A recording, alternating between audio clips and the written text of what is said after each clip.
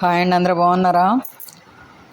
టమాటా పచ్చడి మీకు అర్థమైపోయి ఉంటుంది. ఆవకాయ అంటే మనం ముక్కలు కోసి ఉప్పు పసుపు వేసి ఎండలో 3 రోజుల పాటు మనం ఊర పెడతాం. తర్వాత దాన్ని ఎండలో పెట్టి చేసుకుంటాం. అలా కాకుండా మనకి ఎప్పుడు కావాలంటే అప్పుడు చక్కగా 3 months అలా ఉంటుంది.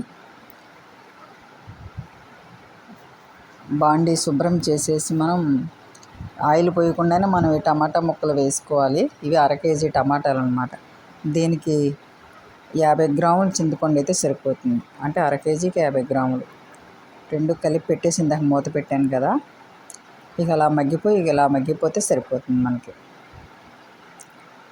ఇక దీన్ని మనం మిక్సీలో వేసుకోవాలి. ఆవాలు మెంతులు మెంతులు దూరగా వేయించేసుకుని 1 టీ స్పూను ఒక టీ స్పూన్ మెంతులు, 1 టీ స్పూన్ ఆవాలు దూరగా వేయించేసి పొడి వేసుకోండి. ఇది కూడా వెల్లుల్లిపాయి, ఆవుపిండి, మెంతిపిండి, కొంచెం మనం ఇందాక మగ్గబెట్టుకోవడానికి ఉప్పు పసుపు వేసాం. 50 గ్రాములు కారం సరిపోతుంది. చింతపండు ఎంత వేసామో అంత, ఉప్పు కారం ఎంత వేసామో అంత కారం వేయచ్చు. కారం ఎంత వేస్తే ఉప్పు అంత వేయచ్చు అనమాట. కాకపోతే కొంచెం తగ్గించుకోండి, కావాలంటే మళ్ళీ వేసుకోవచ్చు.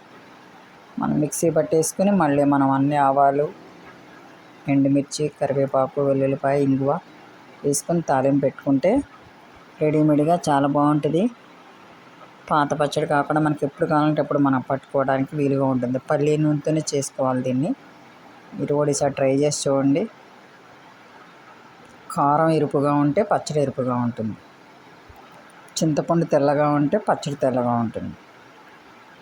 మీరు కూడా ట్రై చేసి ఎలా ఉందో కామెంట్ బాక్స్లో పెట్టండి. ప్లీజ్ సబ్స్క్రైబ్ చేయని వాళ్ళు ఎవరైనా ఉంటే సబ్స్క్రైబ్ చేయండి.